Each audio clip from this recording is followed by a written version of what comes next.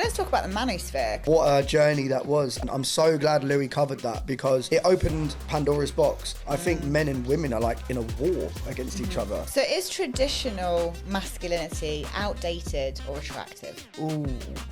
And I've never followed the trend or, tried to go viral. I don't do things unless it feels right for me. And so what's the dirtiest thing that someone ever told you? We got in trouble for some of these, mate. Got millions of views on TikTok. It was like a moment of just sort of, ooh, I don't want to really be responsible. So do you think people actually want connection or do they just want validation? Validation has become stronger than connection, unfortunately. A lot of rich people, they just want someone who would make them feel young again. A lot of them are very awkward. They can't even chat to women. And welcome, Faris. Hello. Oh, I love this. I felt like we've already done a podcast. I know, literally. Literally. Constantly chatting about everything. I know. I love it. And I'm so excited to have you here because normally you're the one who's like on the camera asking the questions, and now we've done a bit of a flip reverse. I know, we're switching roles. Yeah, and you've been in this game in the game of presenting for what, over a decade? It's literally, it was 10 years on my birthday, October 22nd. So over 10 years. Amazing. And your first ever gig was for LadBible. Yeah.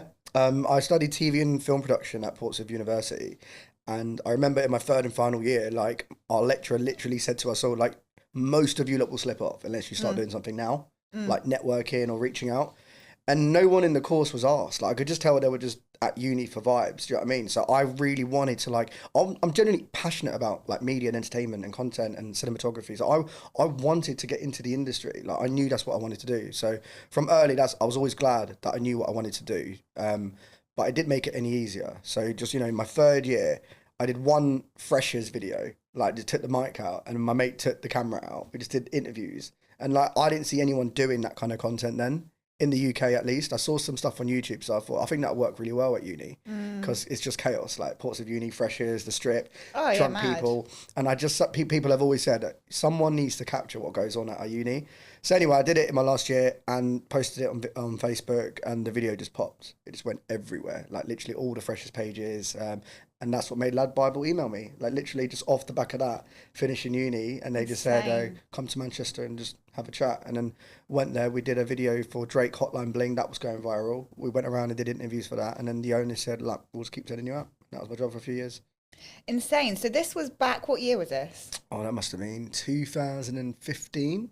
Okay. Yeah, 2015, I'd say. So Instagram and TikTok quite new. TikTok weren't even out. It wasn't even out. No. Shows I don't even know these things. When was TikTok out? I don't know when TikTok came out. I'm late to TikTok. Yeah, oh no, me too. I'm not a TikTok user. Yeah. I'm in the late 30s. We're like Instagram lovers, right? And a bit of Facebook. So this was all before things were going viral, before like it was a big thing. Yeah, literally, like going viral back then was like Facebook. Yeah. Like, I don't even know if the term viral was something people were aware about. I'm pretty sure I remember when Instagram started letting you post videos, because it used to be just pictures. Do you remember? Yeah. Don't be showing our age of it here, but I remember when video came out, I was like, oh my God, you can do videos now. Oh my God, I do remember that too, yeah. Do you remember? There was no reels, and I think there was like a limit on 10 seconds, then 30 seconds, then 60 seconds, and then so on. And then it was no like, portrait, it was all landscape. The game has changed so much over the years. And I feel like TV and film, media and entertainment has all like merged into one. So it's a very confusing time because like no one really knows the right way to do things, and we're constantly like adapting and evolving. And there's obviously so many more things now with AI and my technology is God. just going nuts, isn't it? Absolutely nuts. Yeah. So how do you stay like at the top of your game? What you mean? Oh, what a question! I love that. You know what it is? Usually people would say constantly look at what's trending, what's relevant, but I actually do the opposite. Like, people now tell me, you need to post more. You need to always be posting. Why aren't you posting? You need to build your personal brand. You need to do this. I don't do things unless it feels right for me. And maybe I'm doing something wrong. Maybe I'm missing a trick, but maybe I'm doing something right at the same time because, it's been my job for 10 years now. And I've never followed the trend or, tried to go viral or, even thought about a personal brand or even consciously take actions to build things like that. And I know now, It's very valuable in business. Not knocking anyone who does it. I've got loads of friends who do it. Loads of friends sell courses, build communities, growing their social media presence. I completely understand the value of what everyone is doing right now, but I just don't do things unless it feels like it will work for me. And so I saw on your Instagram, because your public profile is awesome. Like, you might not post all the time, but the stuff that's out there, the quality is great. I mean, like, I was having a good old scroll, and I was laughing, I was getting your energy. You know, your messaging is very clear on how you see the world and your perspective. So I think there is something to say about it. Might not be the regularity of posting, but the quality of what you're posting comes across really well. And there was something I read, and you were like, you do things for passion, and it's like passion is always taking you from the next gig to the next gig. Does passion pay big money? Great question. I'll be completely real. Chasing passion and focusing on like purpose, let's say, isn't easy. It's been hard. People come up to me now and like say like, oh well, congrats bro, like you've done it, you're doing what you've always said you wanted to do. And I'm like, bro, I'm still figuring it out. Do you know what I mean? It's never just going to be a walk in the park. Don't get me wrong, like the years and years of graft have now allowed me to kind of get a bit of stability and consistency. Like certain brands I know will hire me more during certain times of the year, and I know when like big events or award shows are coming, I've built these relationships with people now, so I know like certain brands and clients will give me regular work. But it's not always as straightforward as passion will give you money. It's not going to be guaranteed income. For the first few years, I was actually still doing a lot of things for free. LadBible didn't pay me much. Like that was a big gig because it's a massive brand, massive name, and also like bearing in mind like I didn't really have any social media presence, and so I was just a guy who was just on LadBible. So people come up to me like, "Oh, LadBible guy," because you know I was like a presenter who they sent out. And, you know, they wanted me to like cover loads of random events and just go and do interviews and stuff. So people actually consumed content back then like it was TV on Facebook. You know what I mean? People tuned in, people shared stuff, people watched, people were entertained. And that's before lots of people had personal brands and before TikTok was out.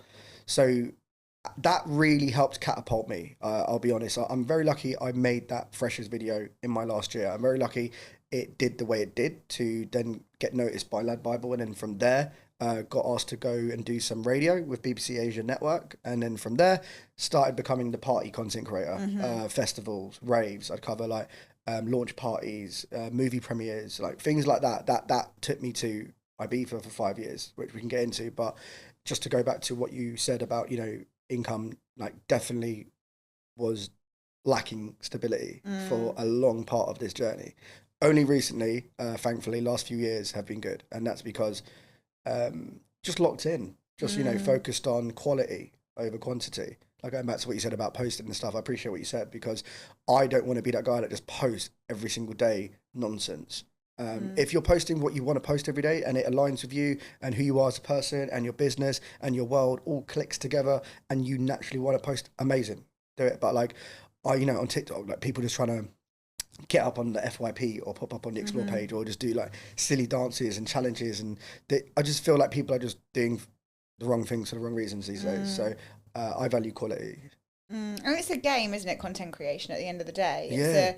If you want to be tracking, you've got to post tons a lot of the time. But then the algorithm will change, then you get pushed down, and the codes seem like they're uncrackable at times. Honestly, it's mental. Like, to think about it, yeah? Now, if you go on LinkedIn and just type in social media under jobs, do you know how many jobs now are on big salaries because of the impact social media makes on businesses? Like, so, you know, we can't knock it. We understand how important it is because it's not just something that exists now, it's everything. Social media is everything. I think we can all accept and agree on that. Like, even businesses like old school corporate businesses who wouldn't understand what social media is now are like, we need to get onto this. So it's weird for me. I look back and kind of feel like bittersweet about it, because I'm like, oh, for God's sake, if I'd graduated now, I would have been straight into it. But then hang on, it probably wouldn't be my job if it happened now because I did it early. But it was very hard to convince people that this is something worth paying for. Just think about it. I'm not one of those traditional presenters that has like a TV show. I'm not someone that's like, you know, got a full-time job with a channel. or a platform. I'm a self-employed freelance presenter who started doing the interview stuff early before TikTok was out. So to convince people back then, like event organizers were telling me like, mate, we love you, we think you're good, but like, just keeping it real with you, like our budgets, you know, our focus would be on the DJ or the videographer or the photographer. But I completely understand that. Why would you want some random guy walking around with a mic interviewing people off their nut? I mean, it's fantastic content. Yeah. And I agree with you, especially as the industry has been impacted financially, loads of venue closures. You know, entertainment budgets get pushed to the last 100%. Last thing. It's the last thing on the list, not the first thing. 100%. And I truly believe that, you know, if you want to lead the way with something that hasn't been done before, you have to just own it. And you have to just believe that this is going to work out. It's a bit delusional. Do you know what I mean? Because like, I was going to raves, right? And just to build my resume, I would like get a press pass for a festival, or I might get like a backstage access at a rave, and I might get a quick interview with a DJ, or I might be able to catch, you know, someone who runs the whole party for 2 minutes. And I would just put all this together and just, you know, create that illusion of that guy. I saw it in my head, like when I was at uni, when I did that Freshers video, when I was with LadBible, all these things I did, I had like a vision in my head of being that guy. So I stopped trying to explain and prove to other people why it makes sense. Friends, family, colleagues, random people in the industry. And I just showed it. Rather than talk about it, just show it.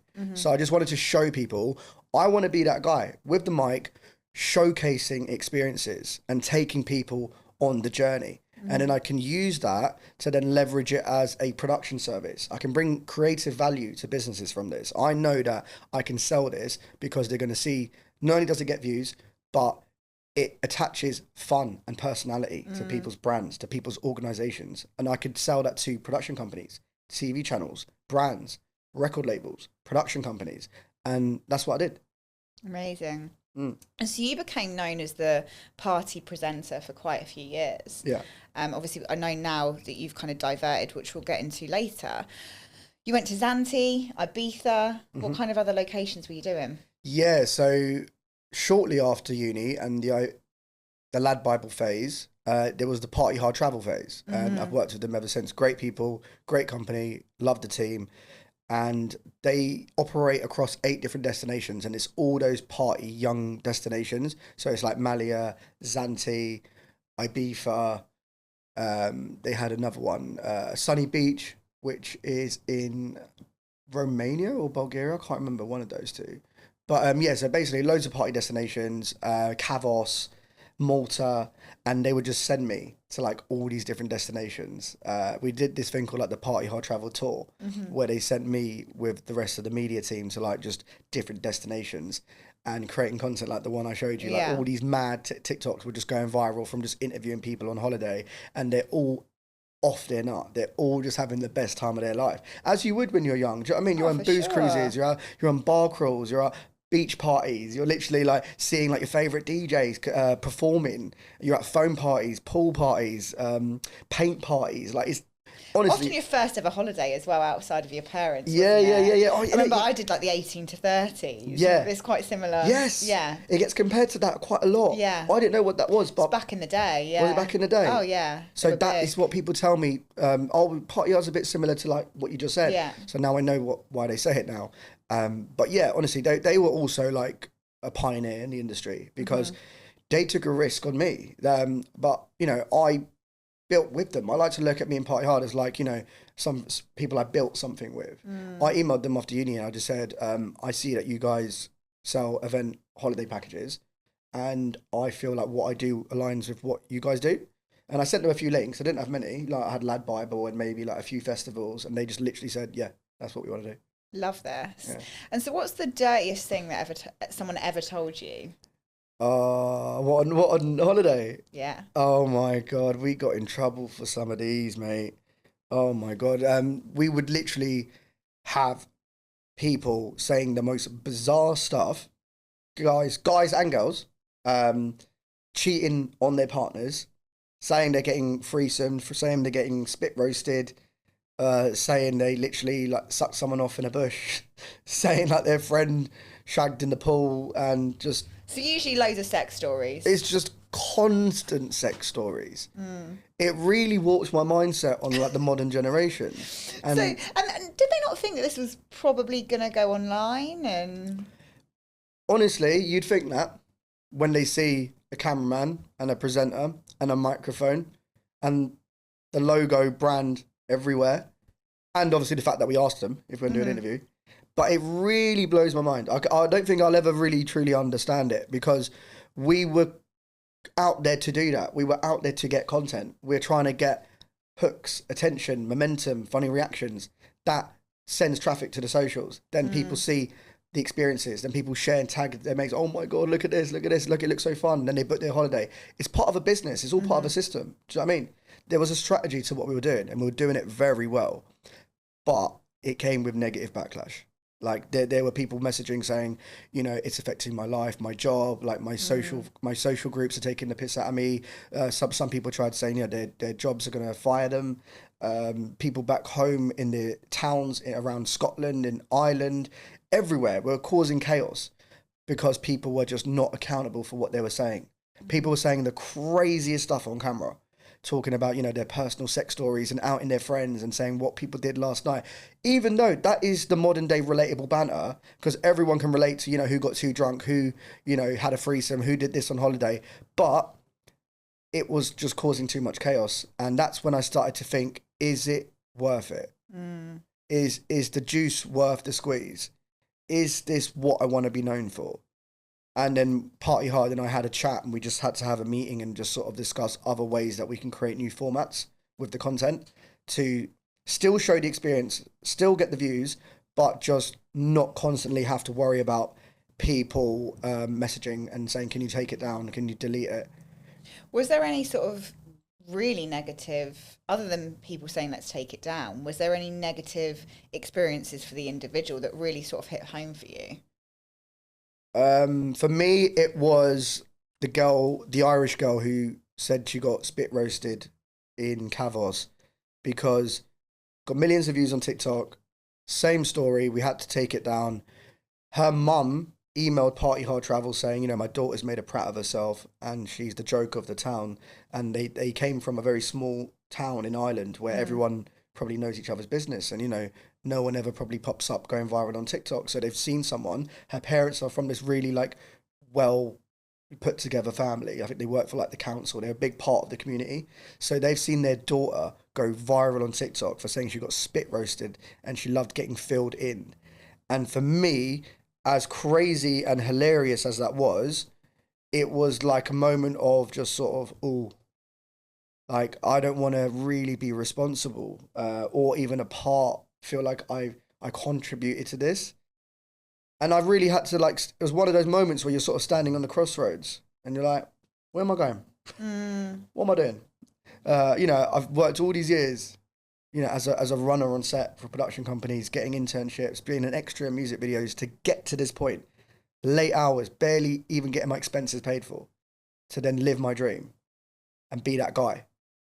And now I'm like, your mid-20s coming late 20s, you've become that guy, but now do you want to be known for doing this? And I really had to just sort of take a minute and just step back, because let's not get it twisted. Like, that, it's a very fun life. You're getting paid to travel and show people parties. And it is really funny, your content. Like, you meet some characters. And I try to make it as wholesome as I can. I'm not trying to be like, gotcha, you know what I mean? I'm not trying to like capture people off guard. I'm like saying, tell me what's been going on. Like, what's been going on in your holiday, boys? Yeah. So, I mean, girls, you having a good time? Like, what's been going on? Did you enjoy the party? What do you think of this rave, that festival? I try to just bring like the most positive energies I can into every room, man. Like, I really want to, like, when people walk off and say, oh my God, you interviewed us last year at Elro, or you were at Wireless backstage doing interviews. Me and my mate did an interview with you. That was part of our experience. Like, they walked away saying that was fun. They didn't just buy a ticket to watch a DJ. They said me being in the interview was part of their experience. That to me is good vibes. But so when the good comes with the bad, and then, you know, there was starting to be a lot of controversial content. People started saying more mad stuff, either because they probably wanted the clout to go viral, or because they're just drunk and then they're just chatting nonsense and didn't realise that it was going to have such a negative impact. I got to a stage where I was like, right, you've got to where you want to be. You're living your dream life. You've got your dream job. But as you get older, you start to just get a bit more of a conscious about, you know, doing the right things. So let's talk a little bit about accountability, because I think you've taken some good responsibility there in saying, you know, I started to reflect, I thought about what I want to be known for. That's great for you. But let's face it, there are people at the end of that camera, often young people, who are kind of maybe not so accountable for what they've said. Did you come across this in all your interviews? People who were lacking accountability? Yes, absolutely. I think accountability is like the most important thing for a human being. I think if you can't start within yourself with accountability, then you don't really have the right to hold other people accountable. So I always try to like reflect and make myself aware of accountability. I call myself out, like, hang on, you hypocrite, you said you're going to do that Tuesday, it's Wednesday, you still ain't done it. So I think you start with yourself before you can, you know, hold other people accountable, because you want to have a good team around you, right? You want good people, you want good morals, your family, your friends, your neighbours, your colleagues. So I try to breed that, and I want them to be like that with me as well. But going back to your question, yes, I think most interviews that went viral, people were lacking accountability. I think most people who jump in front of a camera and they say stuff lack accountability. But I think accountability is a great thing, because everything goes full circle. If you want to run your mouth and say mad stuff, not just for me on an interview, by the way, if you want to pick up the phone and now be all of a sudden a preacher, if you want to have an opinion on something, if you want to start TikToking, you better be speaking sense, because the internet will do what the internet does and hold you accountable and call you out. You know, all the time you see like these fakes like popping up, selling something and just, you know, kind of like, you know, romanticizing a story about themselves. And then in the comments is like, hang on, this guy did this 2 years ago. Oh, don't listen to this person. They're actually a liar. They're a scammer. So it's a great thing, accountability. And we're all capable of doing it. Do you think social media makes us less accountable? Great question. Does social media make us less accountable? It's such a great way. You could look at it two different ways, because you could say that social media just allows everyone to feel entitled to just talk about anything. And everyone now wants to be political. Everyone now wants to have an opinion on every documentary that comes out. Everyone wants to call out other people. But like I said, you are then putting yourself in the kitchen. So don't step in the kitchen if you can't take the heat, because other people are going to come and hold you accountable. So I think I think we're in a good space now, because you have the control over your presence, over your opinion, but those who don't want to do that don't have to do that. If you want to be on social media, if you want to be vocal, if you want to be loud, if you want to be controversial, cool, do it. But people are going to hold you accountable. And there's a couple of things that trend, isn't there? Like on social media, one of them being extreme opinions. So that seems to track. If you want to hold yourself to an extreme opinion, whether or not you fully believe it, you're going to be successful. And then beauty. If you're hot, you get your tits out, you're also going to trend and track. And that always works, doesn't it? And that goes back to, you know, the whole OnlyFans thing. Everyone now, you know, if you are hot, if you're young, if you attach that to a bit of personality, maybe a bit of controversial content, that's it, the hook. You got a whole business plan there. Absolutely. And so let's talk about the Manosphere, because I think that plays on both those things. And I know you've watched it. Yeah, I watched that last week. Yeah. What was your take? You know what? As soon as I saw it on the homepage, trending now on Netflix, #1, Manosphere, I was like, I need to watch this right now. Because I saw on HS TikTok's YouTube that Louis Theroux was following him around during his live streams in Marbella. So I was like, oh my God, Louis Theroux is doing a documentary. And I know exactly what he's going to do.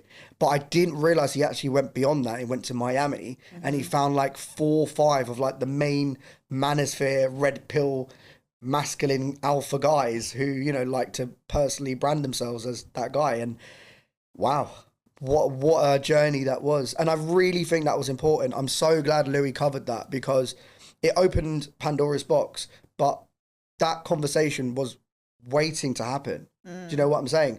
The world needed to see this. The Manosphere is an ongoing community that I've been building for years. The red pill community isn't new. That's been going on for ages, but we all have different algorithms. We all see different things because we like different things. The amount of concerned women who I've seen commenting about the Manosphere documentary is a wake-up call. they're so concerned. They're like, oh my God, I can't believe this is what young boys are doing. I can't believe this is the content they're consuming. Is this who they're looking up to? Why are these people their role models? I'm like, yeah, this is the world we live in. Like, we need to have had these conversations much sooner, but better late than never. So shout out to Louis Theroux. But I really just hope this isn't like a one and done thing. Like, you know, when something pops up and then everyone's talking about it for like 2-3 days and then forget it.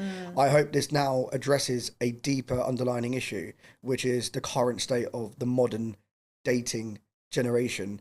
Like, not even dating, it just goes deeper than that. I think it's just identity. Yeah, great word. I think there is a war on culture and just genders. I think men and women are like in a war against each other.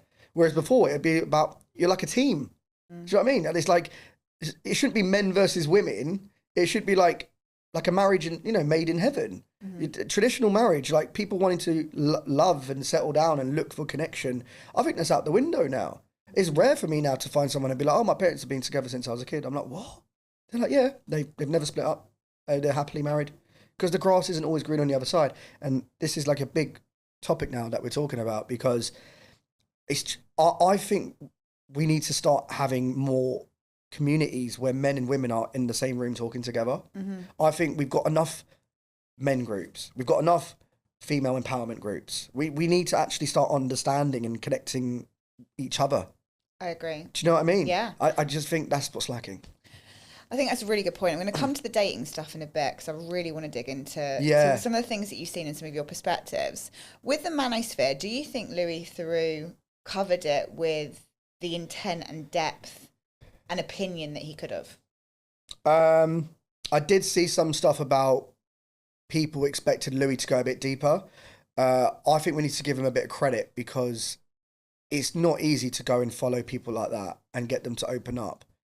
Even though a lot of them, they're not the smartest people, are they? And their whole personal brand is based around controversial content anyway. So they probably used Louis Theroux as an opportunity to just be more extreme, for, to be a rage baiting, they call it, clickbait, to get views, because that's only going to build their online presence even more.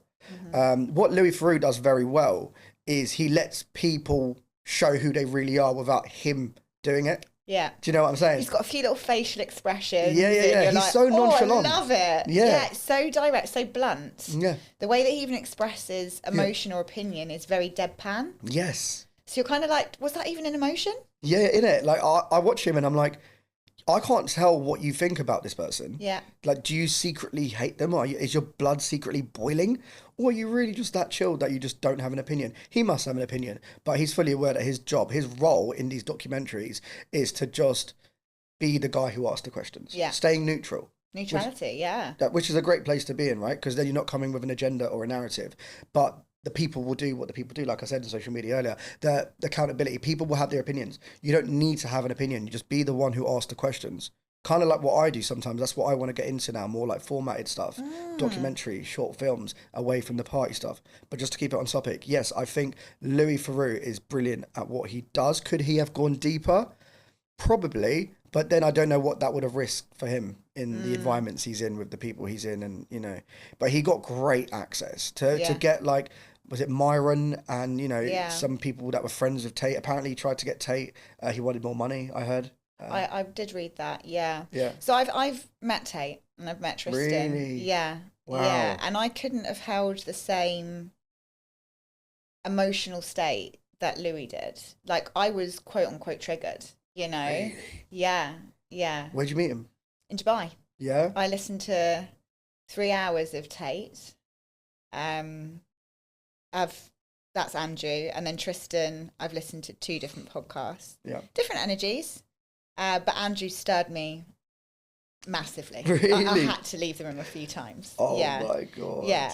So I wasn't untriggerable. Everyone who's, we all are. like skill-based wise, like I would love to think that I could interview someone from the Manosphere and not be emotive, but I don't know if I could. So I agree with you. Louis did a great job in the management of emotion and opinion, and he always has. Like, from anything I've watched of his, he's held the same thing. But to come back to your point as well, what you said about communities, I think what's interesting in the UK, I read in the news that they are introducing, like, I don't know if it's part of the curriculum or an extra thing for young boys to actually counteract some of the damage that's happened through Tate being accessible. Really? Yeah. So it's coming into schools. So this is the thing. He's made such an impact on the modern younger male generation that it's now become a problem for schools and families, because in their homes, these young boys are just now like carrying this facade of just bravado and being like extremely like misogynistic towards young women.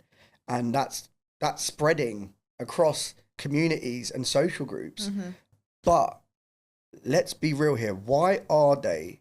Let's talk about Tate specifically, because the Manosphere is like a community, right? Yeah. Red pill, you can call it what you want, but Tate is like almost the face of this community. Yeah. Why do you think he's had such an impact? And I think it's because they use tactics where they'll say the underlying message is go gym, make money, and work hard. And have a hot girlfriend. But then the vehicle they use to deliver that message is too extreme.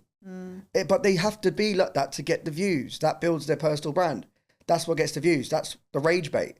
I think we need to just understand what they're doing rather than kind of, they're almost acting. Everyone's acting on social media. 100%.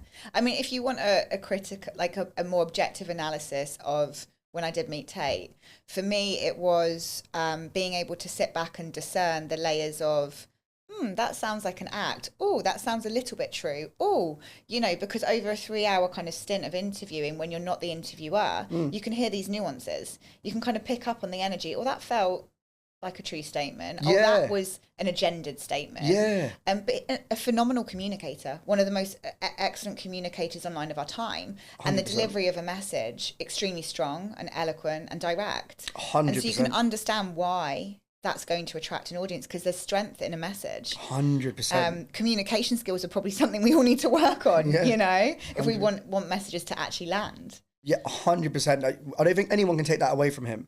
His communication and way to articulate what he wants to say and express his thoughts and feelings, I've not seen many bit better. No. He's so good at delivering a message, which can be dangerous, which is why I understand why so many people see him as a problem.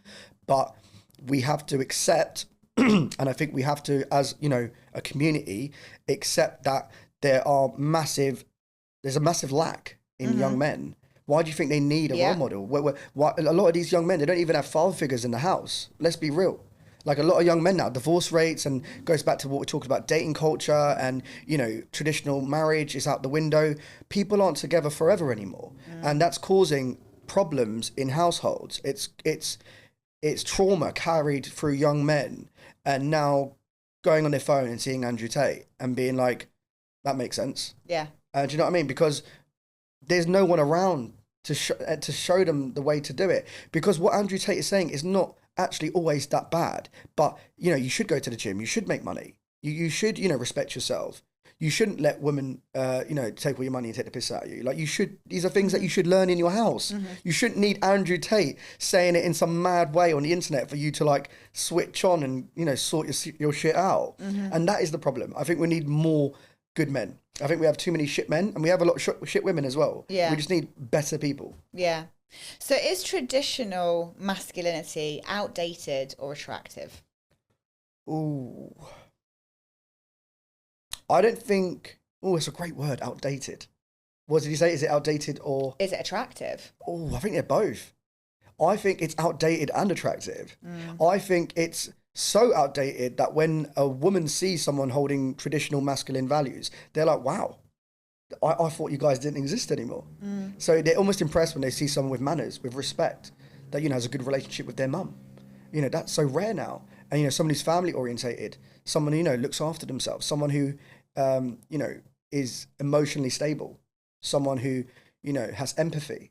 All these things women are actually very attracted to, in my opinion. But would you say empathy is a strong masculine trait? Has that not been feminized?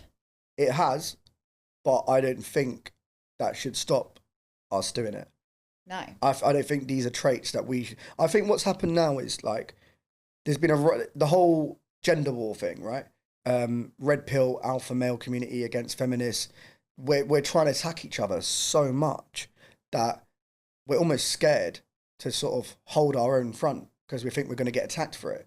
But, you know, women will turn to these men and be like, oh, no, you know, he's not a real man. You know, he acts like this. Oh, you know, a real man should be like this.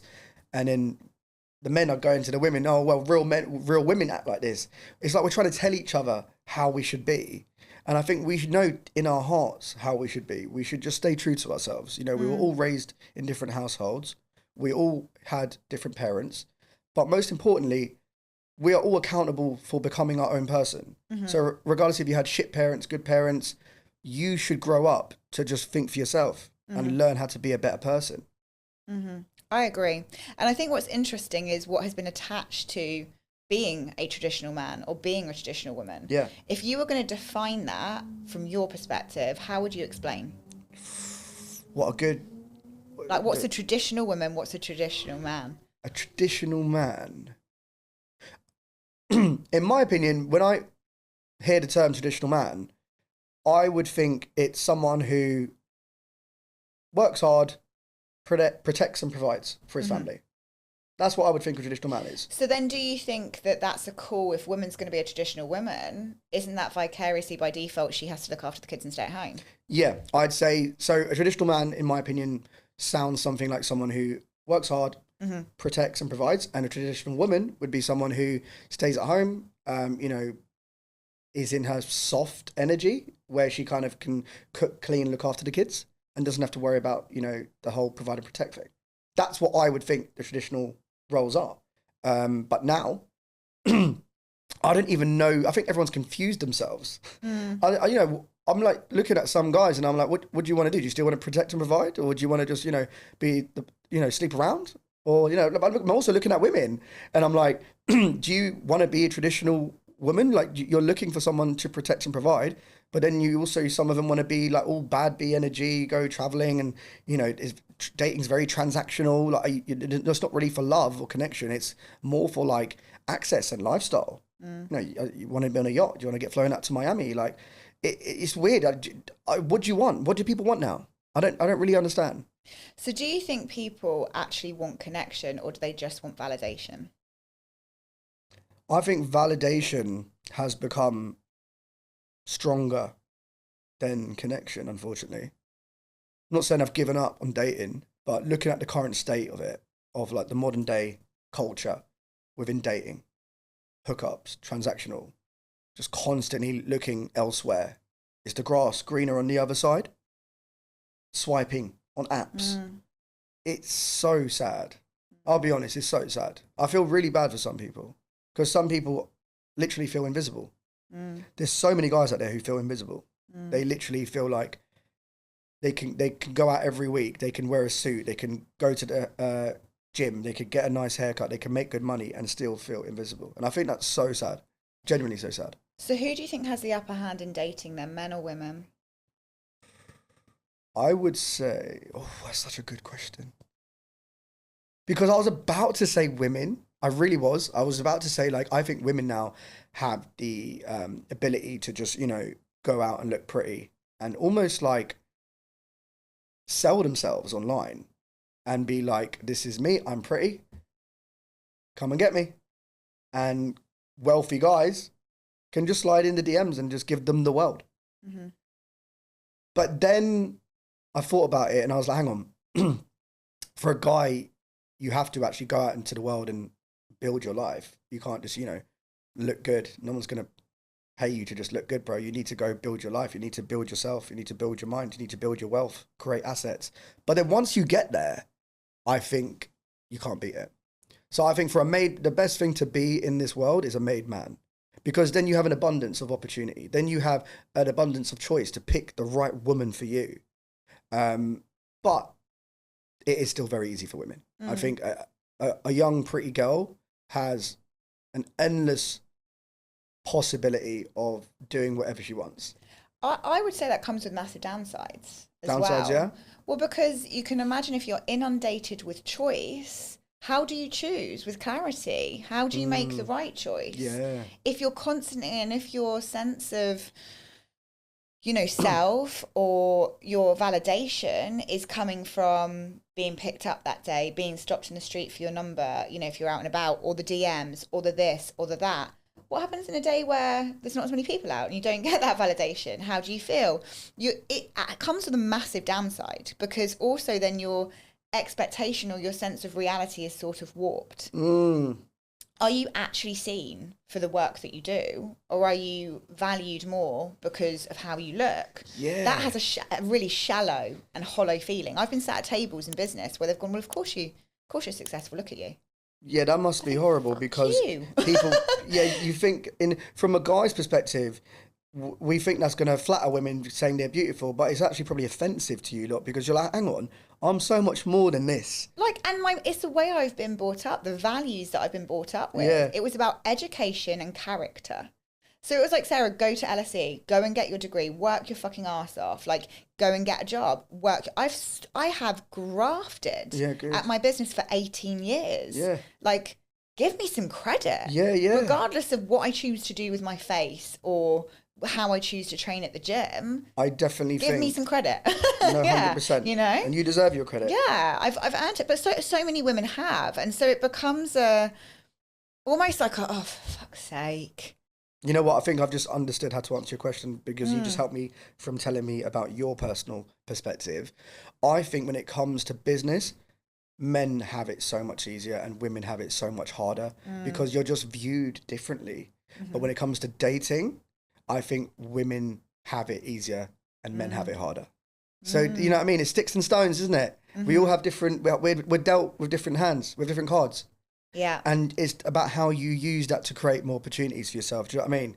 Like, for some people, business is easy. They've got the network, they've got the connections, they've got the resources, they've got the investment. For some reason, I still think women are looked at differently in a meeting, in a corporate environment. If they come in a suit, CEOs are just expected to be men. But I think now more than ever, with female empowerment and the whole, independent movement with women, I think now women are more ambitious than ever, because they want to prove that, we are capable. We can run businesses too. We can be CEOs. We can create multiple businesses. And I think women are making a lot of money these days. I think they're actually giving the men a little bit of a nudge and being like, come on, guys. Because I see so many women just making so much money now. And when people say that, they automatically assume OnlyFans. Oh, she's just on OnlyFans there. She's just, she's selling her body for money. Like, you know what I mean? I'm like, no, bro. Like, I know loads of women with like beauty salons and starting like online businesses, and they're trading. And I'm like, bro, that they are smashing it, mate. Do you know what I mean? It depends on how you look at things. Don't just look at one section. Look at the whole thing. 100%. So you've obviously met a lot of men and women when you've been doing your interviews. Who do you think are bigger cheats, men or women? If you had asked me this about 5 years ago, I would have said men. I would have said I think men are definitely the bigger cheats. But because I've done all of these like party destinations and these tours and these interviews at festivals and raves, you have to understand I've really just heard the maddest stories. And that's given me an insight to the reality of the world that we live in. And I don't think it's now men cheat more, women cheat more. I think people just cheat more. I think men and women are just as bad as each other now. I have to be honest. But it's so easy, so easy for men to say women are cheat, women aren't faithful, women are only loyal to their feelings. As soon as there's someone else that can provide for them, they're going to leave you like that. But I'm just like, men could literally lie through their teeth and convince a woman that she is his ride or die, and then just go and meet another bird. So we have different like things within us, operating systems. Do you know what I mean? Some people have like different moral compasses. Some people are more like think with logic. Some people are more emotionally driven. It's just such a crazy time, honestly. Like I think cheating has become so normalized, and I think social media has just exposed it. I think, back in the 80s, we'd like to believe that everything was just, sunshine and rainbows, and everyone was just happily married. And we look at these black and white films and we think, oh my God, why isn't love and relationships like it used to be? But you're telling me people weren't cheating back then? Oh, of course they were. They just weren't on TikTok. Yeah. And it was different set of choices. So I think the thing that we have now is the ability to choose not to stay in a greater way. Because if we look at this, like, let's take this like 50 years ago.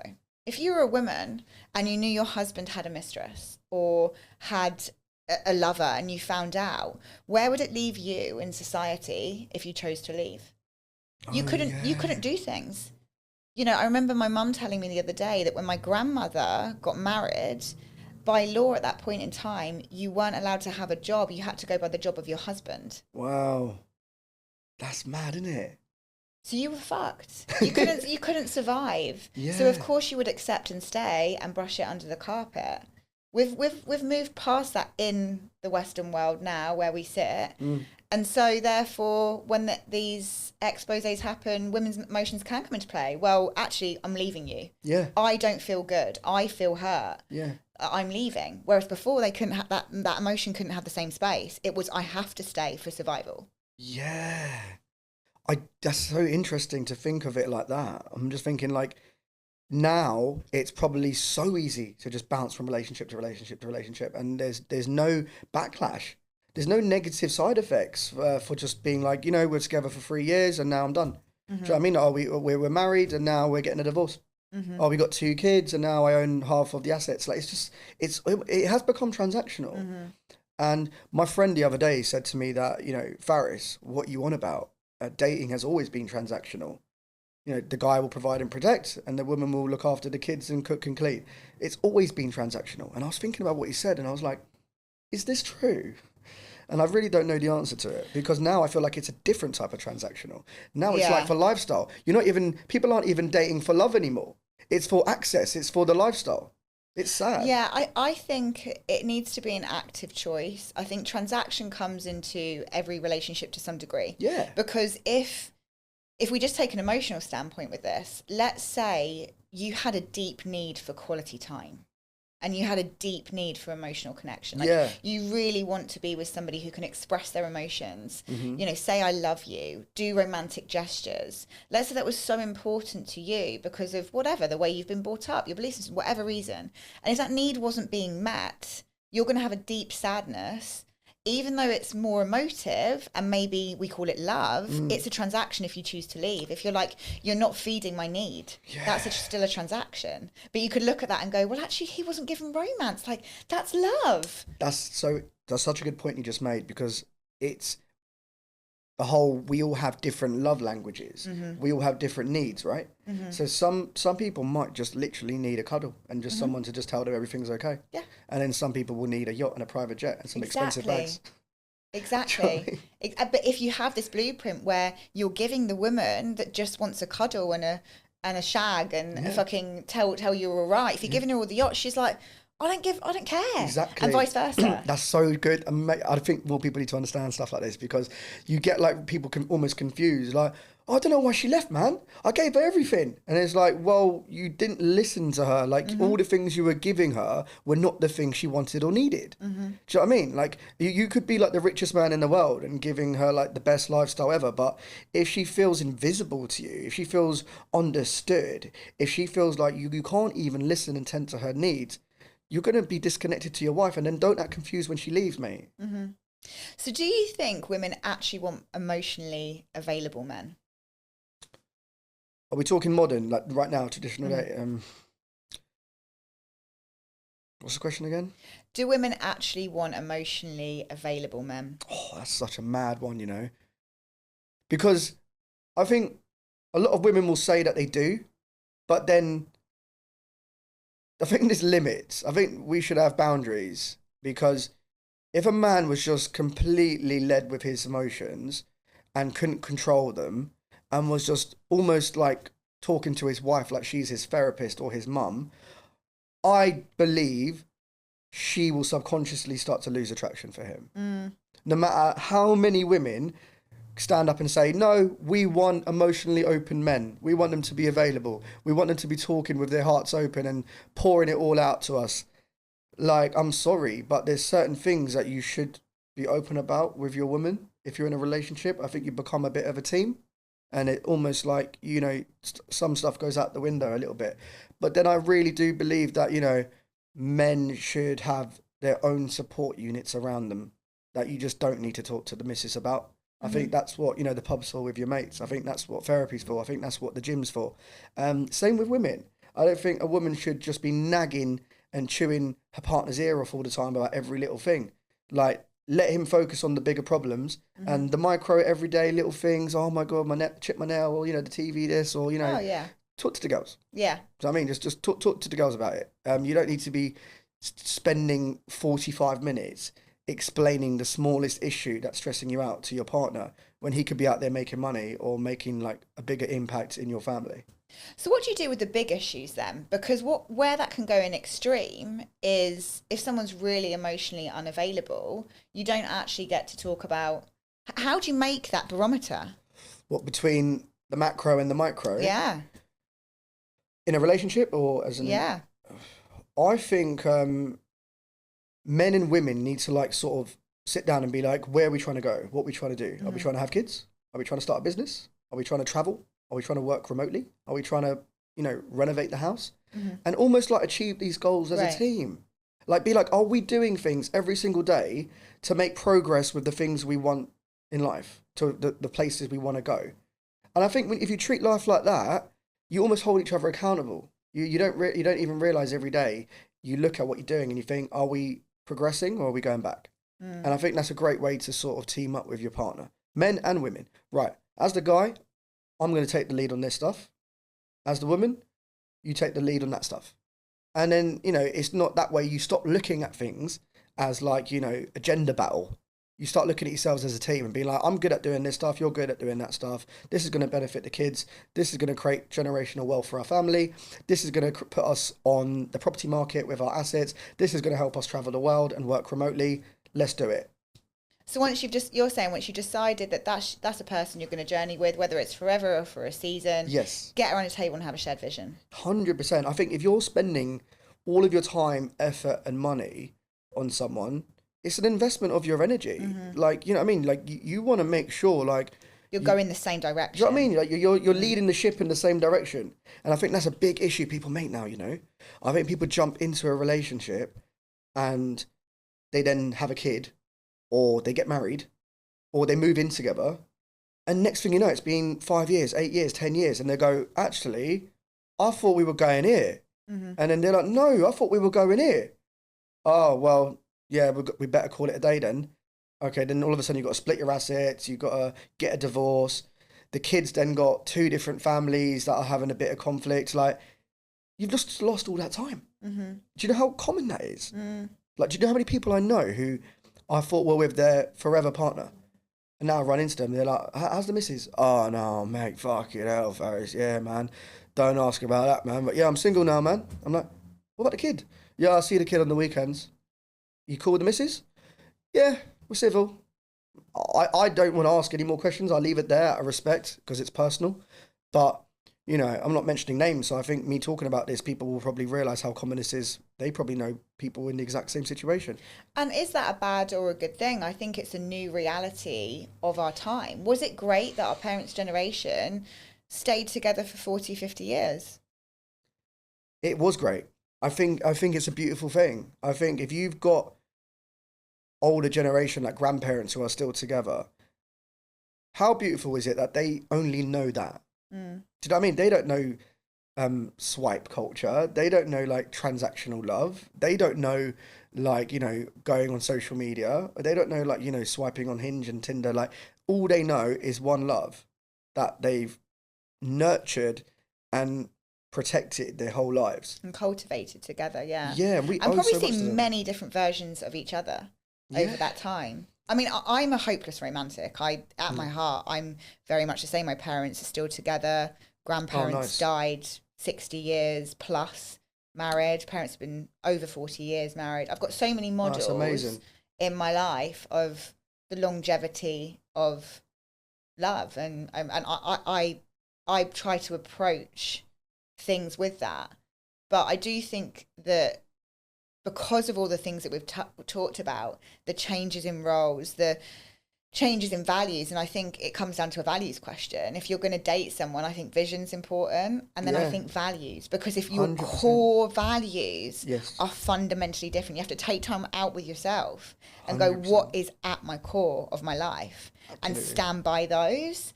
And you'll know if you get into something where those are being challenged too much, and you have to then have the boldness to move on and find someone who the core value is the same. Yeah, well said. And look, I'll be real. It's easy to say we should all be like our grandparents and be together forever and never argue or break up. But that's not reality. That's not real life, especially modern day. Like, people break up, bad things happen, people detach and go separate ways. That's fine. It's about how you bounce back from that and learn. I don't think a lot of people learn. I think a lot of people carry their wounds, they don't heal, they then bring trauma into the next relationship, they then got trust issues, and then people end up cheating on each other, and you're just carrying a lot of shit basically into your next relationship. I think you can't be incorrigible. You have to learn from your relationships and be like, right, I thought I was going to be with that person forever. What have I learned from that? What am I going to look out for in the next person? What's going to be like a red flag that I avoid? Do you know what I mean? What's going to be something that I see in someone and go, yes, that's what I value. It has to be more depth. We need more depth. We can't just be like, oh yeah, we're together because he goes to work and pays the bills and then I look after the kid. Because some people might be happy with that life. Yeah. For me personally, that's meandering and being like I want fullness in all of my life. That's a big, I want to live life till it's full. Yeah. Including relationships. Yeah. So you have to be intentional. You can't just meander and think that's going to produce... let's go with the flow. Cool. If that's the season you're in and you've got someone else who's going with the flow, cool, you'll be happy. Yeah. But for me, I know that doesn't fully, I need direction. I need to feel like that's for me, fulfillment, But I know that about myself, right? Yeah. Yeah. So I guess everyone's different. So give me a truth about modern dating that would get you cancelled. A truth? Wow, I think we've covered most of these truths. The first thing that popped to mind was just what we just said about I think people are in denial that relationships these days are transactional. I think people would be so in denial to accept that they'd malfunction, they'd break down if they realized that. And do you think there's a culture of hyper independence that we live in that's caused that? 100%. I think this whole hustle culture, this whole independent woman, this whole alpha male movement, it's all just detached us, and we're now divided more than ever. And to the point where we don't even want to date each other anymore. No one wants to be in a relationship anymore. I've spoken to so many guys and girls, and I'm like, my baby's still single, you're not with anyone? Oh no, Faris, no way. I'm like, really? They're like, no. Done with men. And it's so normal now. It's so normal. And just to answer your question again, but in a different way, I think now more than ever, dating is transactional for good and bad. But these days I see it for more of the worst. I remember actually I was on a yacht with this billionaire in Ibiza, and he was like kind of flexing his lifestyle to me. He was like, hey, Faris, welcome to my world. He was like, welcome to my world, man. These are all my wives. And I was like, bro, they're just with you for your money. Like, it was with all these like young models, and they're just there partying and drinking his drink and like bathing in his wealth. And I was just like, is he unaware that these girls are just with him for his money? Or is he fully aware and just completely okay with it? And it wasn't my place to ask, especially in that environment, because I'm on his yacht and we're getting on well. But I tried to hold myself accountable. I was like, well, why are you on his yacht then?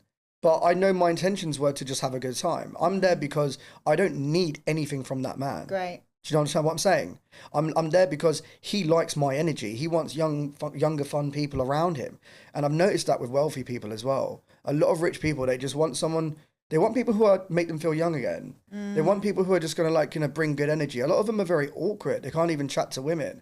So if they bring people who are younger, or athletes, or people who are attractive or have a bit of clout, something about them, it makes rich people feel more comfortable because, then their guests are being entertained. So I don't know, we ended up there.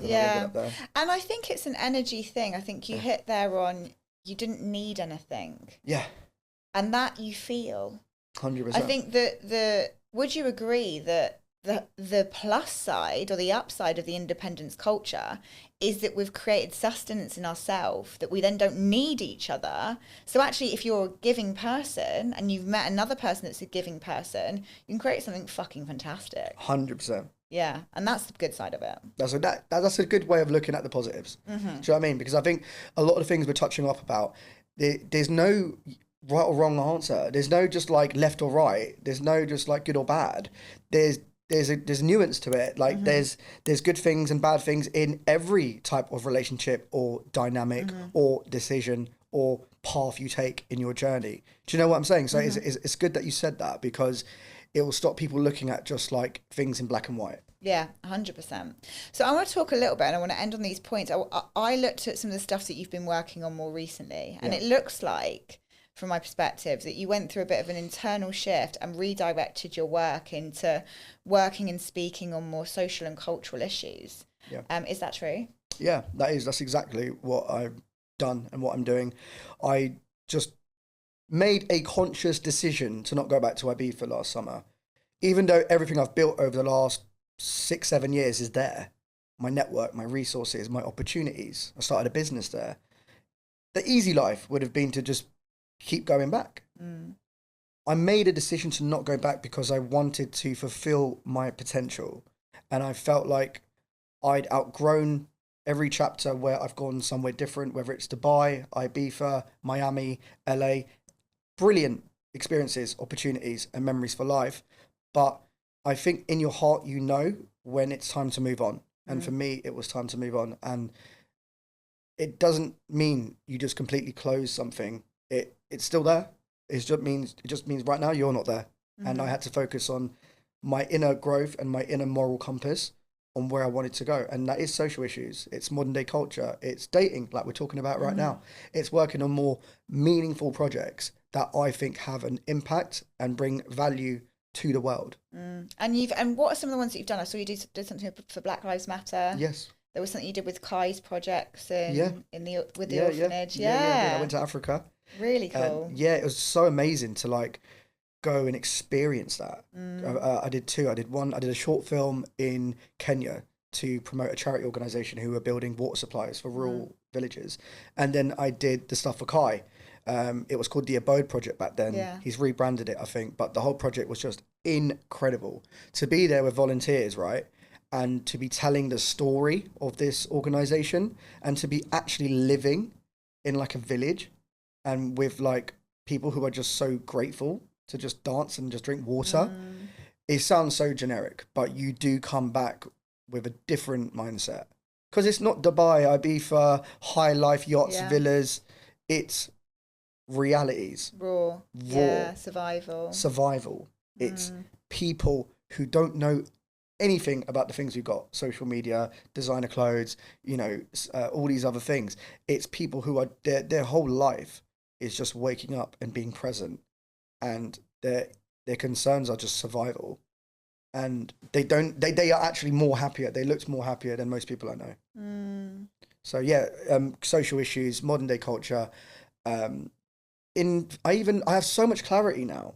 I feel so good about myself. I feel healthier. I'm in a gym. I take nutrition seriously now. Like I've moved into my own flat. Like I don't pointlessly go to raves and festivals all the time. I reduce my alcohol intake. Like I have clarity. Before I would just, like you said at the very beginning, actually, I'm just doing things for the passion and hoping it pays off. And luckily one gig led to another. But now it's like I just know that I want to make impact. I want to help communities. I want to shine a light. I want to use my skills. I want to tell people's stories. I even know what formats in short films, documentaries, talk shows, have my own series on different topics. So I'm just like, wow, you actually know exactly what you want to do now. And it's a good place to be in. But do you think you'll ever be able to shift that brand of being the party promoter, a party presenter? It does follow me. It is a big part of my journey. And I think I need to accept and embrace that instead of being so bitter about it and like trying to run away from it. Like a few people like come up to me and like concerts and football stadiums, and they're like, "Hey, Ibiza, mate. How's it going, mate? How's Wayne? Are you still doing the interviews over there? I saw you dipping his head in some bucket." I saw that one. We've done some silly things, me and him. Yeah. But we became like the Batman and Robin of Ibiza for a bit, honestly. Sounds silly, but we just didn't think about what we were doing. We just have fun. And we just create things and post things. We'd have ideas. Next thing you know, you got like the press writing about it. Next thing you know, he's on a TV show. Next thing you know, I'm getting a brand deal with it. Like, we were just, it was great. And that goes back to what I was saying. When something works, it works. And for 4 or 5 years, Ibiza worked for me brilliantly. Longer, 6, 7. First did my season 2020. And I always said to myself, as the guy who's kind of built himself as the party presenter, covering festivals and raves, Ibiza, surely that's where it ends. That's where it's going to have to end.